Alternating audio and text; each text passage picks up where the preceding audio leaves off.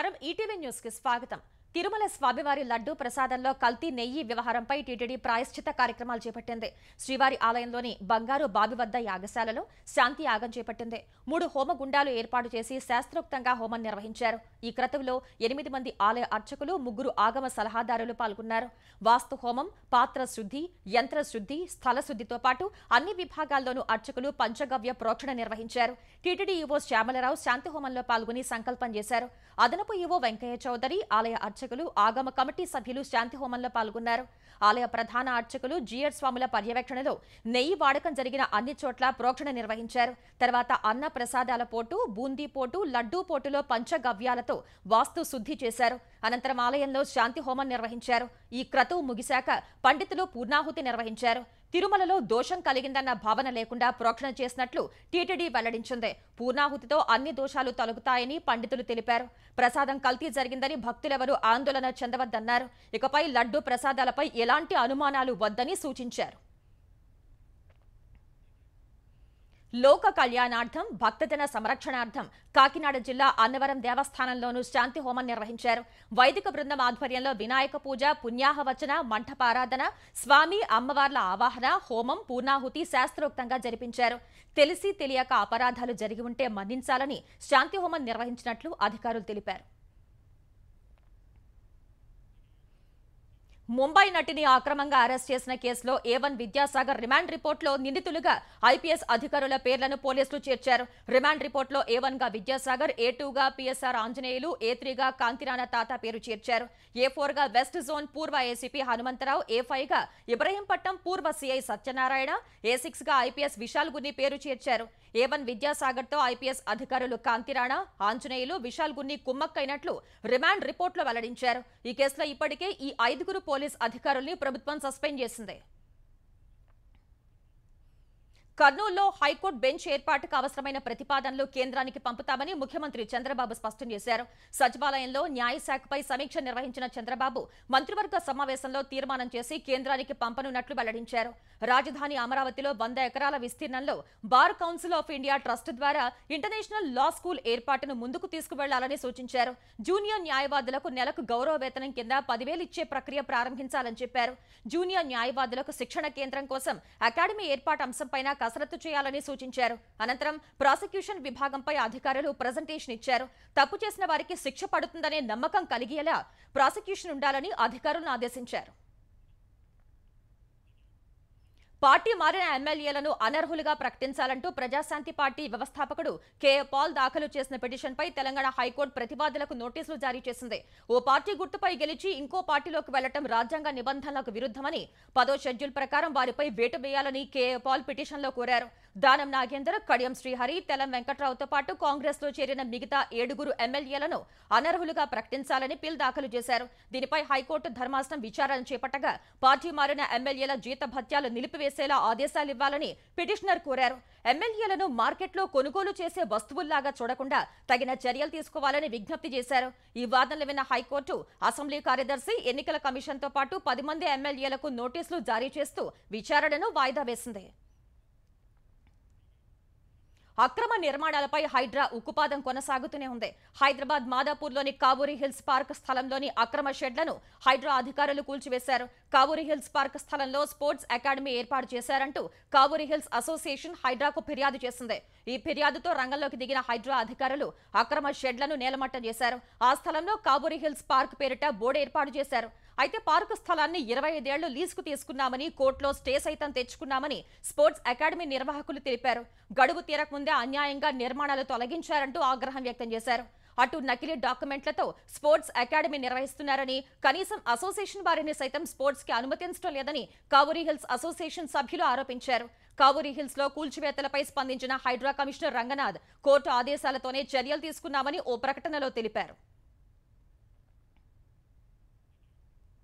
కాంగ్రెస్ ప్రభుత్వానికి కూల్చడమే తప్ప పూడ్చడం రాదంటూ సాగర్ కాలువ గండి విషయంలో మాజీ మంత్రి సిద్దిపేట ఎమ్మెల్యే హరీష్ రావు విమర్శించారు. కృష్ణాలో నీళ్లున్న సాగర్ గండి పూడ్చకపోవటం వల్ల ఖమ్మం జిల్లాలో పంటలు ఎండిపోతున్నాయని ఆయన ఆందోళన వ్యక్తం చేశారు. జిల్లాలో 3 మంత్రులు ఉన్న గండి పూడ్చడానికి 22 రోజులు పడుతుందా అని ప్రశ్నించారు. తెలంగాణ భవన్లో ఖమ్మం జిల్లా నేతలతో కలిసి మాట్లాడిన హరీష్ రావు వరదల్లో పంట నష్టపోయిన రైతులతో సమానంగా పంట ఎండిపోయిన రైతులకు పరిహారం చెల్లించాలని డిమాండ్ చేశారు. ఇప్పటికైనా సాగర్ కాలువ గండి పూడ్చి రైతులకు నీళ్లు ఇవ్వాలని హరీష్ రావు ప్రభుత్వానికి విజ్ఞప్తి చేశారు. తెలంగాణలో వైద్య ఆరోగ్య వ్యవస్థపై అధ్యయనం కోసం బీఆర్ఎస్ ఏర్పాటు చేసిన త్రిసభ్య కమిటీ సికింద్రాబాద్ గాంధీ ఆసుపత్రి పరిశీలన అరెస్టులకు దారితీసింది. మాజీ ఉప ముఖ్యమంత్రి డాక్టర్ రాజయ్య అధ్యక్షతన ఎమ్మెల్యే కల్వకుంట్ల సంజయ్, మాజీ ఎమ్మెల్యే మెతుకు ఆనంద్లతో కూడిన త్రిసభ్య కమిటీ గాంధీ ఆసుపత్రికి వెళ్లేందుకు యత్నించింది. గాంధీ ఆసుపత్రి వద్ద కట్టుదిట్టమైన భద్రత ఏర్పాటు చేసిన పోలీసులు బీఆర్ఎస్ ఎమ్మెల్యేలు సంజయ్, మాగంటి గోపీనాథ్, ఆనంద్ అక్కడికి రాగానే అరెస్ట్ చేశారు. తాటికొండ రాజయ్యను హైదరాబాద్లోని ఎమ్మెల్యే వసతి గృహంలో హౌస్ అరెస్ట్ చేశారు. పోలీసుల్ని తప్పించుకుని బయటకొచ్చిన రాజయ్యను అబిడ్స్ వద్ద అదుపులోకి తీసుకున్నారు. గాంధీ ఆసుపత్రిలో మాతా శిశు మరణాలు ఎందుకు పెరిగాయి అనే విషయం అడిగేందుకు వెళ్తే అరెస్ట్ చేయడం దారుణమని బీఆర్ఎస్ నేతలు మండిపడ్డారు. బీఆర్ఎస్ నిజ నిర్ధారణ కమిటీ సభ్యుల్ని అడ్డుకోవడంపై ఆ పార్టీ కార్యనిర్వాహక అధ్యక్షుడు కేటీఆర్ ఆగ్రహం వ్యక్తం చేశారు. వాస్తవాలను ప్రభుత్వం ఎందుకు దాస్తుందన్న ఆయన వాస్తవ పరిస్థితిని బయటకు తీసుకువచ్చే వరకు పోరాటం ఆగదని స్పష్టం చేశారు. కాళేశ్వరం ప్రాజెక్టు విషయంలో తప్పుదారి పట్టించిన, నేరపూరితంగా వ్యవహరించిన వారిపై చర్యలకు సిఫారసు చేసే యోచనలో కాళేశ్వరం కమిషన్ ఉంది. అవినీతి నిరోధక చట్టం కింద కేసులు నమోదు చేయాలని ప్రభుత్వానికి సిఫారసు చేసే ఆలోచనలో ఉన్న జస్టిస్ పీసీ ఘోష్ కమిషన్ చర్యలకు సిఫారసు చేసే ఇంజనీర్లకు భవిష్యత్తులో పదోన్నతులు ఇవ్వవద్దని ప్రభుత్వానికి సిఫారసు చేసే యోచనలో ఉంది. రేపటి నుంచి కమిషన్ విచారణ మళ్లీ కొనసాగనుంది. శనివారం వరకు వరుసగా ఇంజనీర్లను క్రాస్ ఎగ్జామినేషన్ చేయనుంది. మేడిగడ్డ, అన్నారం, సుందిళ్ల ఆనకట్టల నిర్మాణంలో ఉన్న ఇంజనీర్లను ప్రశ్నించనున్న జస్టిస్ ఘోష్ అకౌంటెంట్ విభాగ అధికారులను కూడా ప్రశ్నిస్తారు. అప్పటి ఈఎన్సీలను కూడా ప్రశ్నించనున్న కమిషన్ అనంతరం ఉన్నతాధికారులను కూడా విచారించనుంది.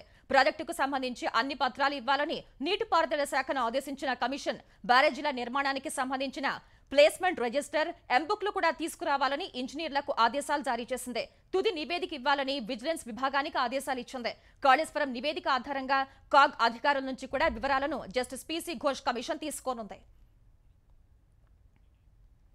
ఇందిరమ్మ ఇళ్లకు సంబంధించిన మార్గదర్శకాలను వారంలోపు రూపొందించి వచ్చే నెల 15 వరకు వివరాలు తెలియజేస్తామని తెలంగాణ రెవెన్యూ శాఖ మంత్రి పొంగులేటి శ్రీనివాసరెడ్డి స్పష్టం చేశారు.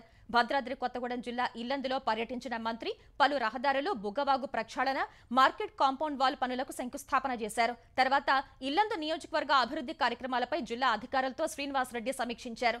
మిషన్ భగీరథ ద్వారా ప్రతి ఇంటికి నీళ్లు ఇచ్చేలా చర్యలు తీసుకోవాలని మంత్రి ఆదేశించారు. తెలంగాణలో వరద బాధితుల సహాయార్థం ప్రముఖులు పెద్ద ఎత్తున విరాళాలు అందిస్తున్నారు. సినీ హీరో మహేష్ బాబు దంపతులు సీఎం రిలీఫ్ ఫండ్ కు 50 లక్షల రూపాయల విరాళం ఇచ్చారు. ఏఎంబీ తరపున మరో 10 లక్షలు అందించారు. ఈ మేరకు సీఎం రేవంత్ రెడ్డికి విరాళం చెక్కును మహేష్ బాబు దంపతులు అందజేశారు. రాయలసీమకు సాగు, తాగునీరు అందించే హంద్రీనివాస్ సుజల స్రవంతి కాలువ విస్తరణ పనులు ఏడాదిలోగా పూర్తి చేసి కృష్ణా జిల్లాలను తీసుకొస్తామని ఏపీ జలవనరుల శాఖ మంత్రి నిమ్మల రామానాయుడు తెలిపారు. హంద్రీనివా కాలువతో పాటు మదనపల్లె సమీపంలోని వేసవి జలాశయాన్ని ఎమ్మెల్యే షాజహాన్తో కలిసి మంత్రి పరిశీలించారు. రిజర్వాయర్ నిర్మాణ పనుల పురోగతిని అధికారుల్ని అడిగి తెలుసుకున్నారు. గత ప్రభుత్వం హంద్రీనివాను పట్టించుకోనందునే కాలువలు మొత్తం అధ్వానంగా మారాయని మండిపడ్డారు. నీటి ట్యాంక్ పనులు త్వరితగతిన పూర్తి చేసి ప్రజల దాహార్తి తీరుస్తామని నిమ్మల హామీ ఇచ్చారు. విశాఖ జిల్లా భీమిలి బీచ్ లో వైసీపీ ఎంపీ విజయసాయిరెడ్డి కుమార్తె నేహారెడ్డి చేపట్టిన అక్రమ నిర్మాణాల కూల్చివేతలు కొనసాగుతున్నాయి. తీర ప్రాంత పరిరక్షణ నియమాలకు విరుద్ధంగా నిర్మించిన కట్టడాలను వరుసగా 3వ రోజు ధ్వంసం చేశారు. దాదాపు 10 అడుగుల మేర నిర్మించిన రక్షణ గోడను గతంలో కొన్ని అడుగులు మాత్రమే కూల్చేసిన జీవీఎంసీ అధికారులు హైకోర్టు ఆదేశాలతో పూర్తిగా తొలగించారు. నేహారెడ్డి అక్రమాలపై జనసేన కార్పొరేటర్ మూర్తి యాదవ్ హైకోర్టులో పిటిషన్ వేయటం, కూల్చివేతలకు న్యాయస్థానం ఆదేశాలు ఇవ్వటం వల్ల అక్రమ నిర్మాణాల తొలగింపు చేపట్టారు. పల్నాడు జిల్లా ఎడ్లపాడు మండలం వంకాయలపాడులోని సాంఘిక సంక్షేమ గురుకుల పాఠశాలకు చెందిన 40 మంది విద్యార్థులు ప్రభుత్వ యంత్రాంగాన్ని పరుగులు పెట్టించారు. 10వ తరగతి విద్యార్థులు ఈ ఉదయం సోలార్ ఫెన్సింగ్ వేసిన గోడ దూకి పారిపోయే ప్రయత్నం చేశారు. అందులో 27 మందిని సిబ్బంది పట్టుకోగా మరో 40 మంది పాఠశాల ప్రహరీ గోడ దూకి సమీపంలోని కొండవేడు కొండలపైకి వెళ్లారు. ఉపాధ్యాయుల సమాచారంతో పోలీసులు రంగంలోకి దిగి కొండలకు వెళ్లిన విద్యార్థుల్ని తీసుకువచ్చారు. నర్సరావుపేట డీఎస్పీ హాస్టల్ వద్దకు వెళ్లి విద్యార్థుల సమస్యలు ఆరా తీశారు. హాస్టల్ వార్డెన్ ఉపాధ్యాయులను కూడా పిలిపించి పిల్లలకు ఇబ్బంది లేకుండా చూడాలని సూచించారు. ఆర్టిఫిషియల్ ఇంటెలిజెన్స్ సెమీ కండక్టర్ రంగాల్లో భారత్లో మరిన్ని పెట్టుబడులు పెట్టేందుకు రావాలని అమెరికా అగ్రశ్రేణి సంస్థల్ని ప్రధాని నరేంద్ర మోదీ ఆహ్వానించారు. అగ్రరాజ్య పర్యటనలో ఉన్న ప్రధాని ప్రవాస భారతీయుల ప్రత్యేక కార్యక్రమం తర్వాత దిగ్గజ టెక్ కంపెనీల సీఈఓలతో న్యూయార్క్ లో రౌండ్ టేబుల్ సమావేశం నిర్వహించారు. Massachusetts Institute of Technology School of Engineering ఈ కార్యక్రమం నిర్వహించింది.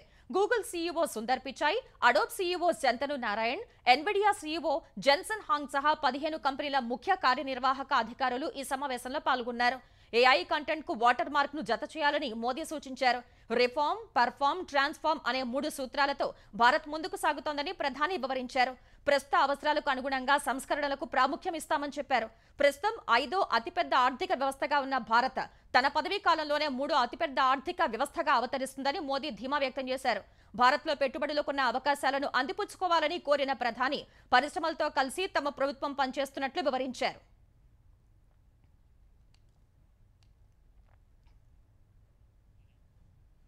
ఢిల్లీ 8వ ముఖ్యమంత్రిగా ఆతిషి బాధ్యతలు స్వీకరించారు. ఈ సమయంలో ఆమె ఆప్ అధినేత అరవింద్ కేజ్రీవాల్ పై తనకున్న గౌరవాన్ని చాటుకున్నారు.